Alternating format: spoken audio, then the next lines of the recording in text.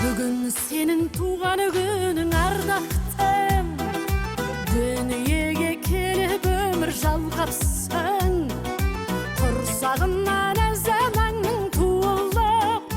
Құрметті ағайын туыс, дос жаран, әріптестер, сіздерді аяулы анамыз Салтанаттың 50 жас мерейтойына арналған Ақ Дастарханымыздың қадірлі қонағы болып, қуанышымызды бөлісуге шақырамыз. Той 2022 жылдың 23 шілде күні сағат 18:00-де басталады. Болатын жері Алматы қаласы, Бәйтерек ауылы, Ясмин мейрамханасы. Той иелері Серік, Салтанат.